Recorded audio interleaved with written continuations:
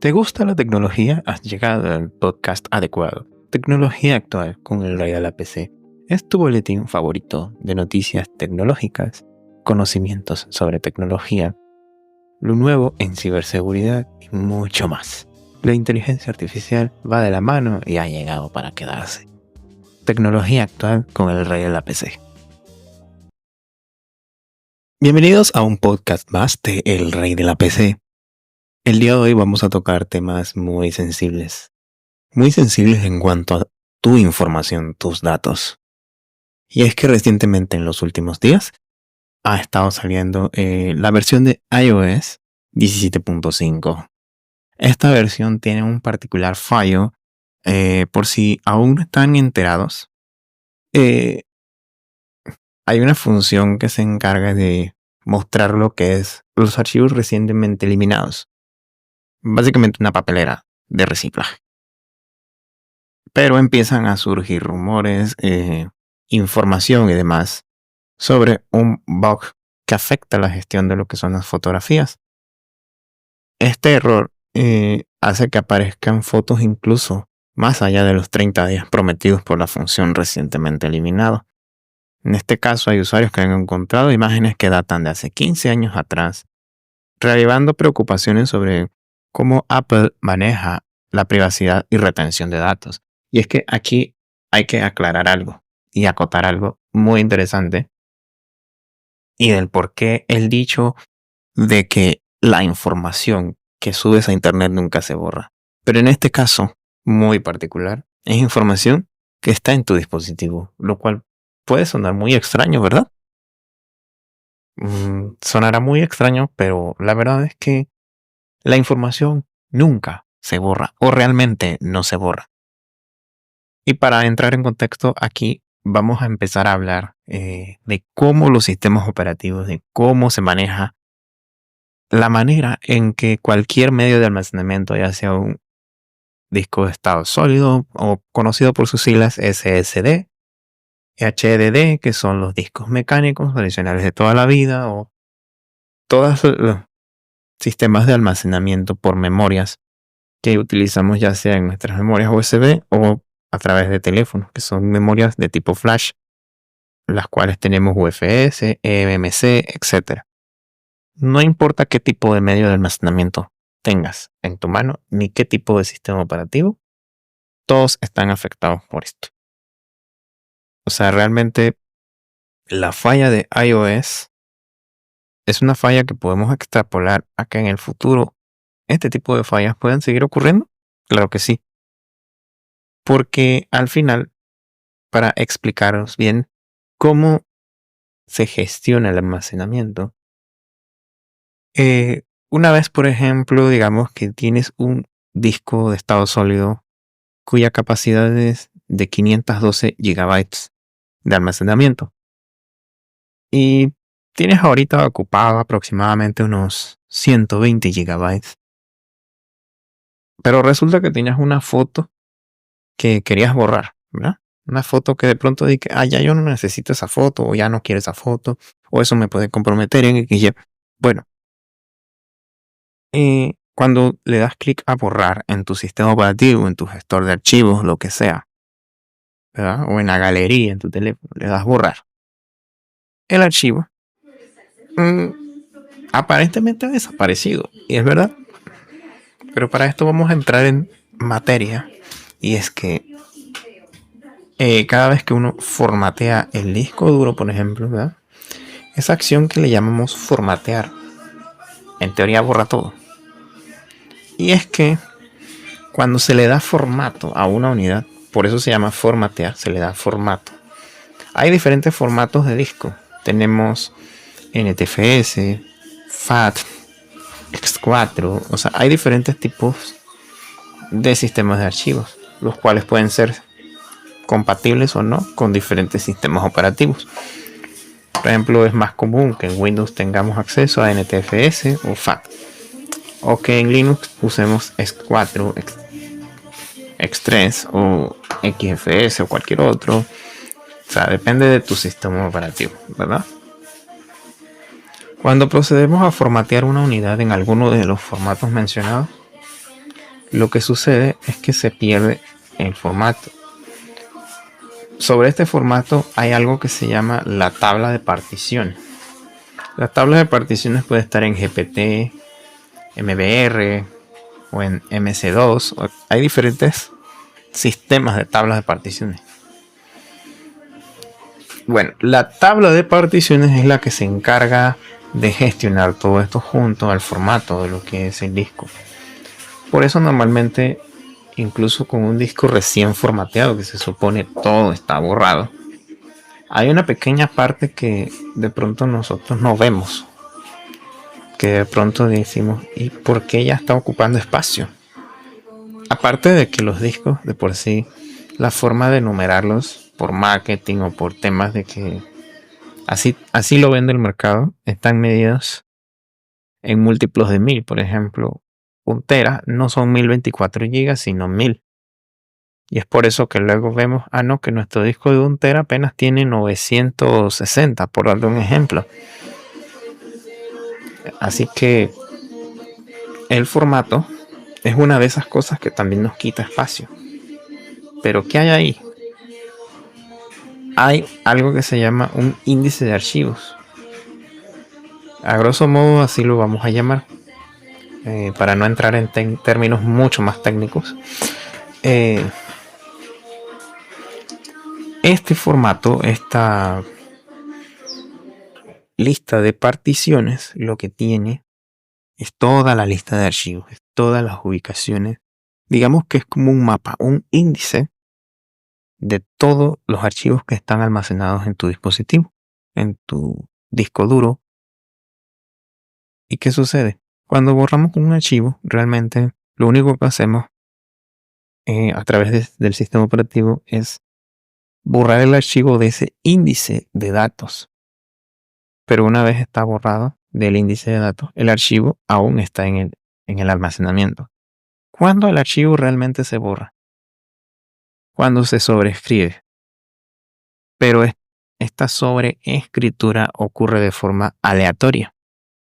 Es decir, habíamos mencionado previamente que para este ejemplo el disco tenía 512 gigas de espacio total, ¿verdad? Y que actualmente habíamos ocupado 120 gigas. Tenemos libres aproximadamente más de 300 gigas. Y no necesariamente tendría yo que sobreescribir los 300 gigas, pero sí.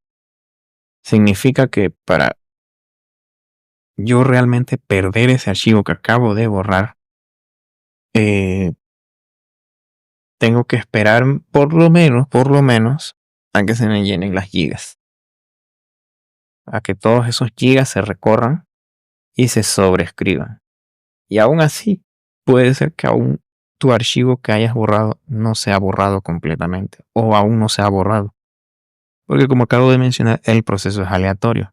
Sobre todo en el tipo de memorias actuales donde la lectura aleatoria es su modo predeterminado de funcionamiento.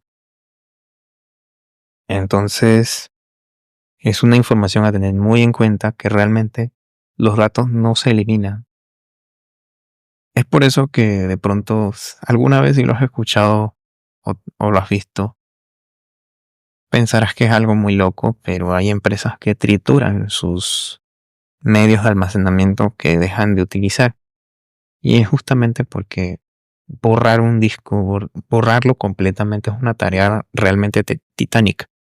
Existen software que lo que hacen es escribir y sobreescribir un montón de ceros, ya sea sobre el archivo o sobre el disco completo, para que en teoría se haga esta sobreescritura. Algunos software lo hacen múltiples veces para asegurarse de que esta sobreescritura, digamos, elimine los archivos. Así que con esto te queda claro que este bug puede ser por una razón, que es que los archivos que hemos eliminado pueden volver a aparecer. Y eso lo puedes comprobar utilizando programas para recuperación de datos. Por ejemplo, en Linux existe un programa muy famoso llamado Test Disk. Creo que también está disponible para Windows. para otros sistemas operativos, pero pues es muy conocido en el mundo Linux, y más también porque Linux es sumamente compatible con muchos más formatos de disco.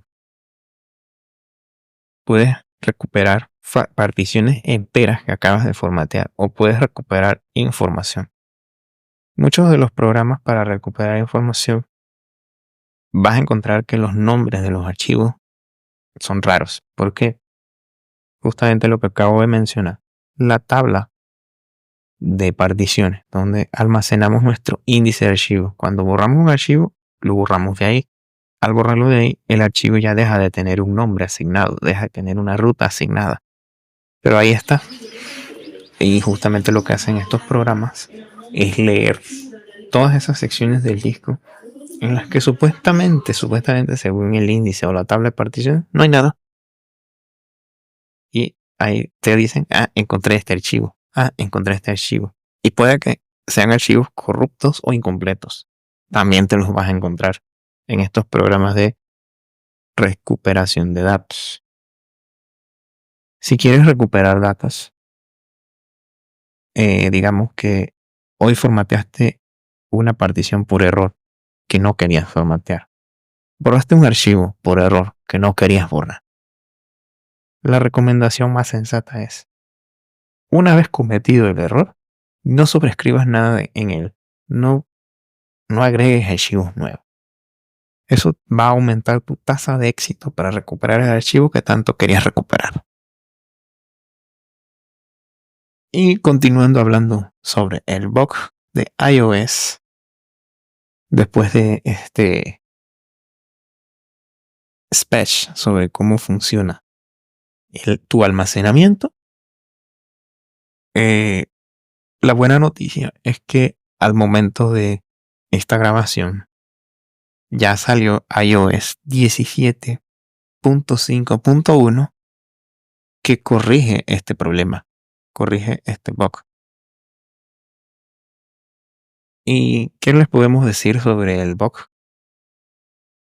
Los informes de este problema comenzaron a surgir en plataformas como Reddit, donde los usuarios expresaron su descontento y preocupación.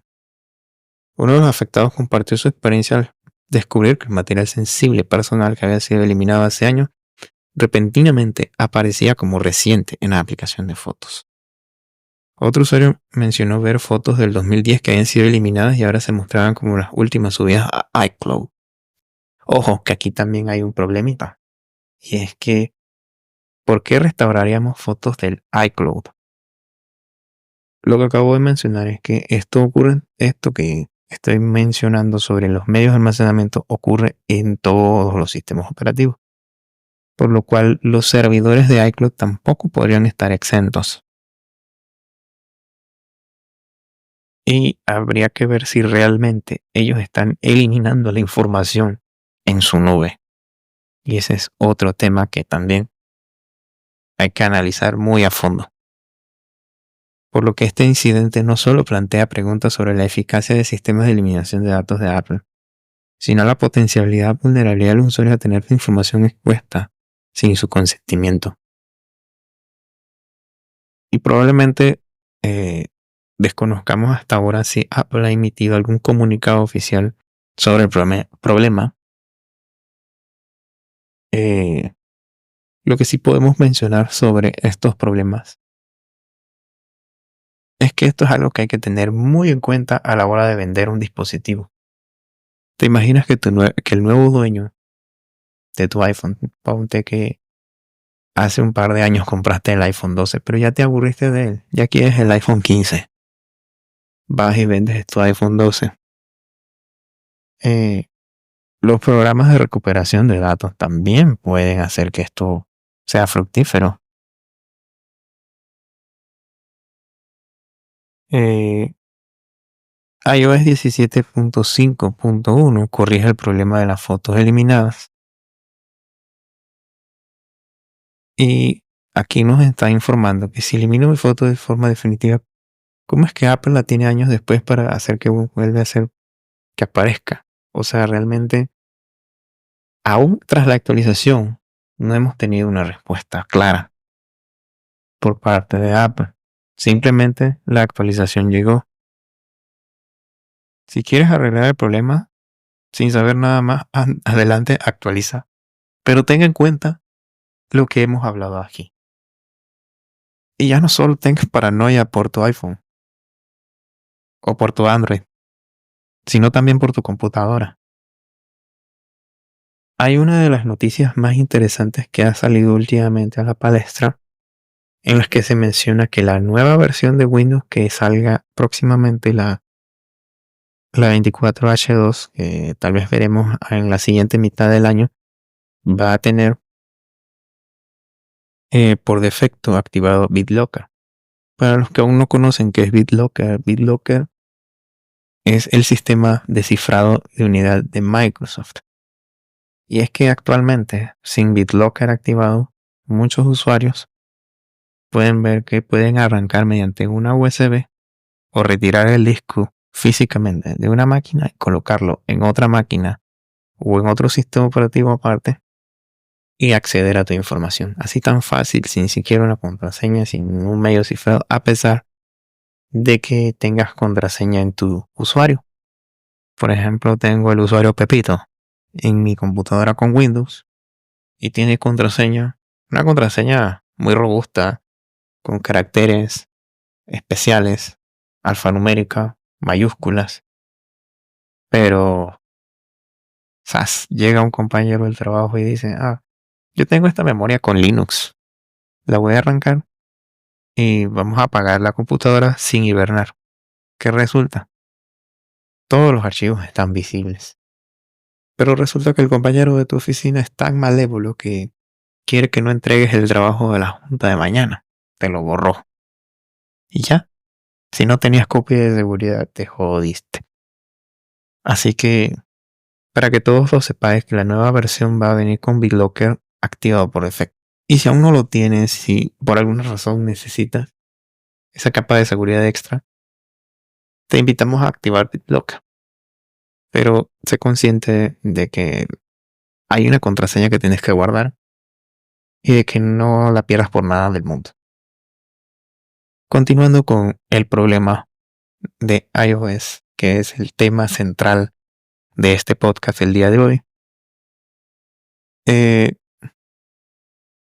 sería bueno que tras la actualización igual le eches un vistazo a tu galería, ya que si actualiza se volverán a borrar esas que han aparecido por arte de magia. Si por alguna razón, no sé, eran fotos que sí querías recuperar, pues esa era la oportunidad de oro. Y pues como ya os digo, Apple no ha dado ninguna explicación, pero hay que tener en cuenta que todos los sistemas operativos están expuestos a esto. La nube está expuesta a esto. Porque cuando subimos a la nube, quien nos gestiona toda nuestra información también está en un medio de almacenamiento, en un disco duro, en un SSD, allá en la nube, los cuales están incluso multiplicados en diferentes países, ubicaciones o regiones. Nuestros archivos están probablemente viajando en más de un server al mismo tiempo y cuando se borran hacen justamente, en teoría, lo que acabo de mencionar a través de los sistemas operativos de esos servidores. Pero al final, esos discos, si algún día llegaran a parar a una basura, alguien se los roba, o la política de privacidad de los servidores está hecha, digamos, con parámetros no muy sanos, vamos a obtener como resultado que nuestros datos van a aparecer en otra parte. Por eso es muy importante que cuando vamos a subir algo a la nube se cifre, que tengamos nuestras claves y que pensemos bien también las cosas que tenemos almacenadas en nuestros dispositivos. Que pensemos muy bien a la hora de vender un teléfono o de vender nuestra computadora. Porque todo tiene una huella digital. Una huella digital que a veces nos puede traer problemas.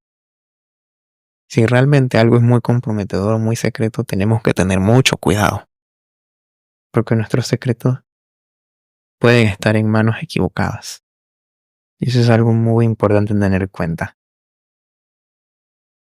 y en más ideas sobre la seguridad y los datos. No para que se aterren, vamos a hablar acerca de qué protecciones necesitas realizar para que no te roben los datos, para que no tengas problemas en la red de tu casa. Y a veces nos preguntamos que por qué el internet está lento, que por qué nuestra computadora está más lenta que hace un tiempo. Pero decimos, no, es que ahora le instalé Windows 11 y está más lenta. No, que ayer estaba renderizando y ahora está muy caliente, ¿no? Por lo menos darle una checadita. Una revisada con antivirus de vez en cuando no está mal. Y vamos a dar algunos tips para que tu firewall humano suba un poquito de nivel. Y es que nunca olvides las contraseñas. Aquí las estábamos mencionando a través de nuestro tema central, los medios de almacenamiento. Recomendamos encarecidamente cifrar los medios de almacenamiento justamente porque no sabemos si el día de mañana vamos a tener un bug como el de iOS. No sabemos si mañana nos roban nuestros equipos y también nuestra información. Podrás decir, pero es que los delincuentes del barrio no le saben a la informática, pero uno nunca sabe hasta qué manos pueden llegar nuestros dispositivos y por ende nuestros datos. Ten muy en cuenta la forma de asegurar tus dispositivos ante los robos, ante posibles hackers. Debería decirse crackers, pero realmente cambiar eso en la humanidad hoy día está muy difícil. Así que hablemos de hackers. Pero realmente hacker es quien crea, quien innova, quien busca la manera diferente de hacer algo. Los hackers son todas esas personas que hacen tu vida más fácil, que programan el código que hace tu vida más fácil, que se inventaron una silla nueva para que te sientas mucho más cómodo. Esos son los verdaderos hackers.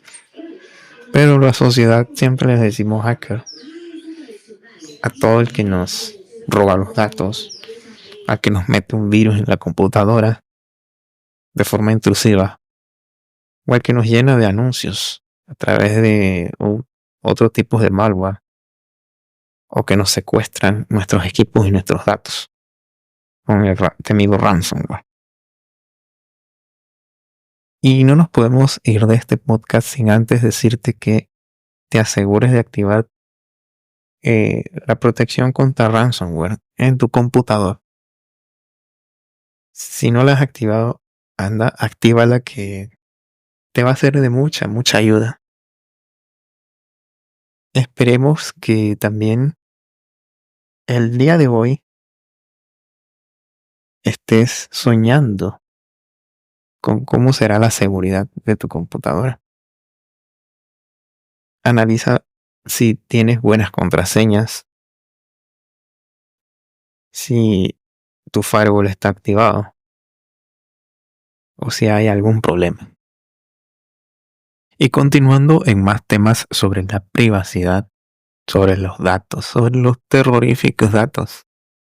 Recientemente en Google se ha mostrado una función muy interesante que va a identificar las llamadas de spam, va a identificar las llamadas de personas que intentan estafarnos o robarnos, ya sea pidiéndonos dinero, ya sea buscando algún método de estafa común, conocido o tal vez no tan conocido, a través de la inteligencia artificial. Y es que Gemini va a analizar las llamadas, va a haber una función que se tiene que activar para que analice nuestras llamadas, y con este análisis de llamadas lo que va a suceder es que va a recopilar datos de lo que se está hablando para identificar o ponernos un mensaje que nos avisa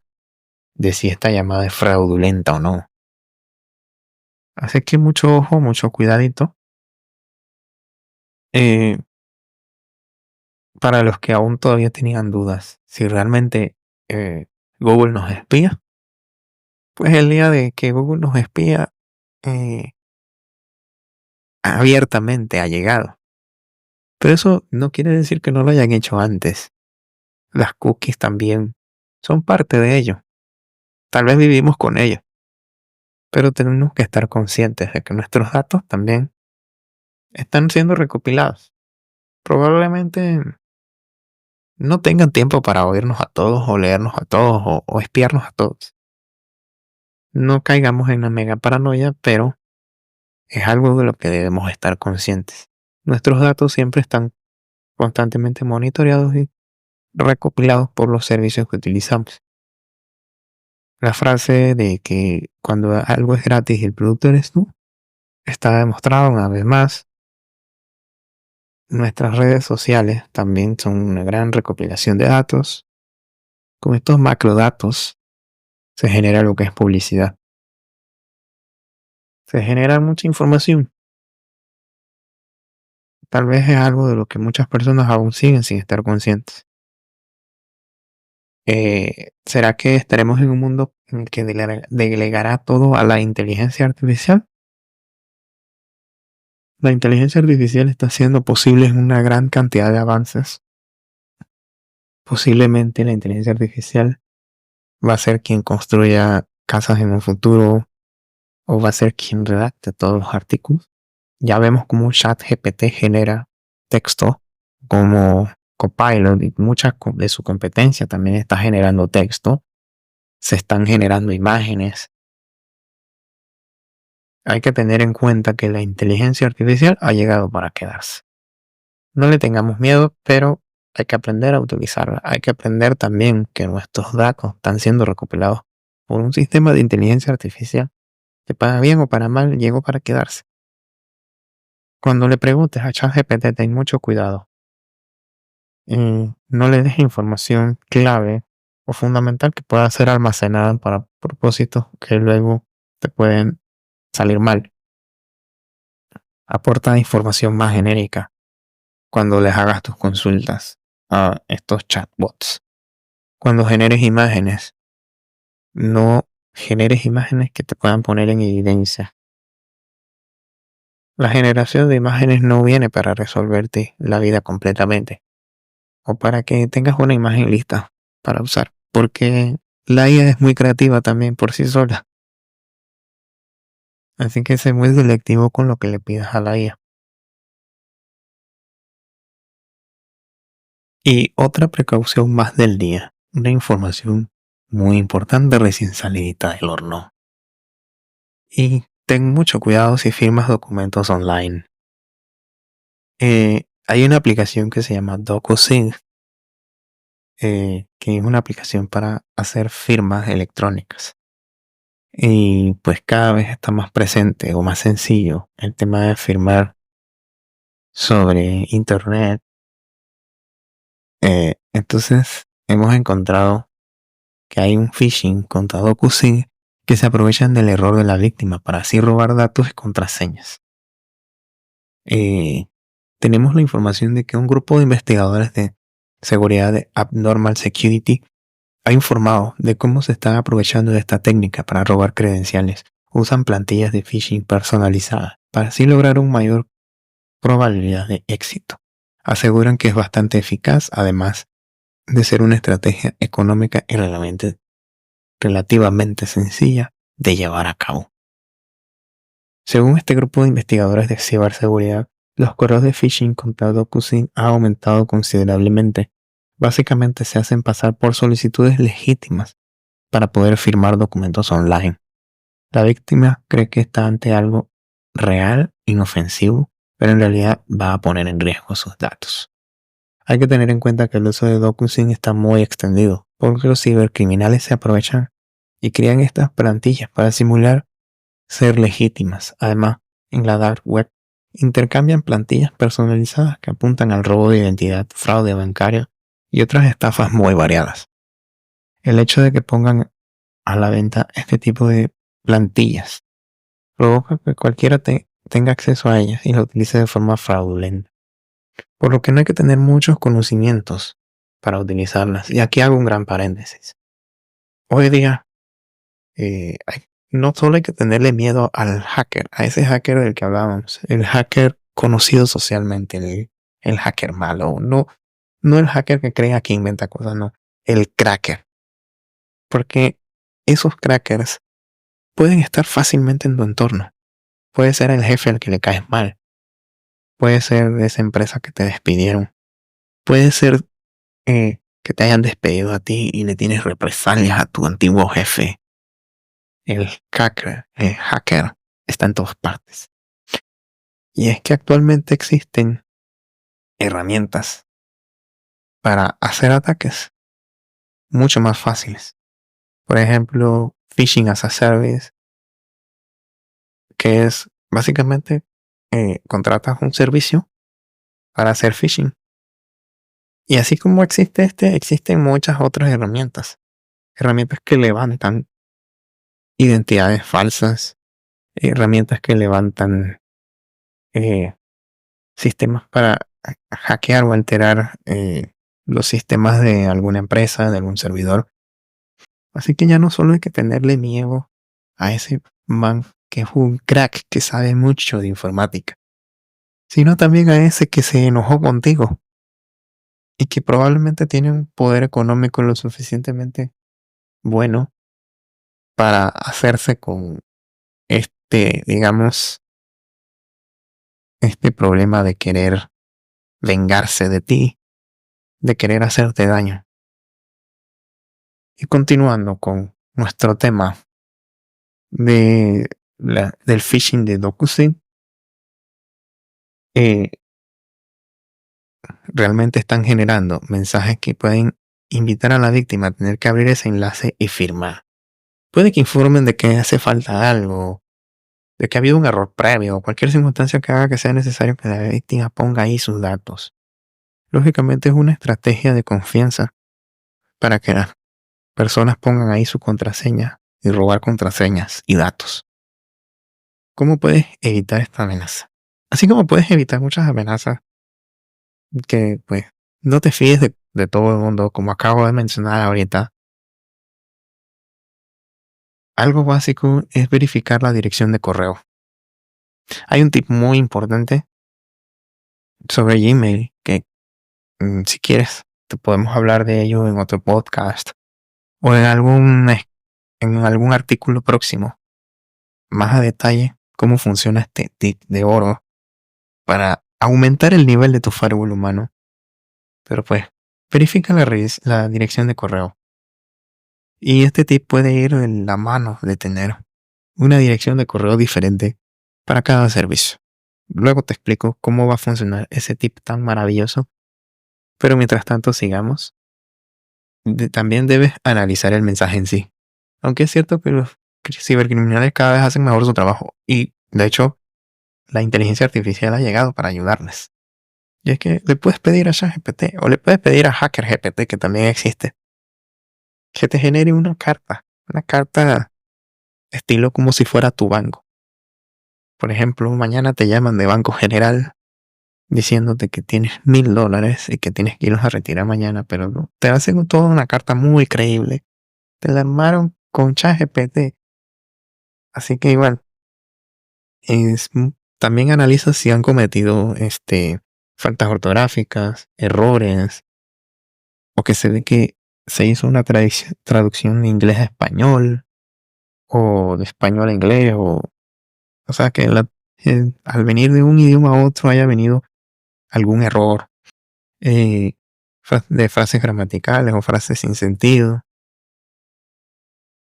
Analizar los enlaces antes de hacer clic. Eso te ayudará a evitar posibles irregularidades, detectar si es phishing o no. Tal vez no es un 100% efectivo, pero igual también puedes analizarlo. Así que si realmente no esperabas firmar algo, no lo firmes. Así de sencillo. llama a la entidad, comprueba. Hay muchas cosas que puedes hacer antes de correr a dar el clic y firmar. Y este consejo aplica para todo. Si mañana te llaman para que, no sé, dicen, no, soy tu tío, tengo un problema. No, pero dale una videollamada primero. Tío, a ver si es verdad. O pídele que muestre su cámara. No seamos tan ingenuos. Y cerrando este podcast, les digo que sigan a este podcast, que aquí vamos a hablar cosas muy interesantes, ponerlos al día en todas las tecnologías nuevas que salgan, ponerlos al día en problemas de seguridad, ciberseguridad, ponerlos al día en temas muy interesantes como saber cómo se borra un archivo. De eso hablamos hoy, muy bonito. Probablemente en un próximo podcast hablemos de una cosa mucho más interesante que quieras saber sobre tu sistema operativo, cómo funciona tu kernel, cómo funciona. Así que no te pierdas el Rey de la PC y aquí nos vemos en el próximo podcast.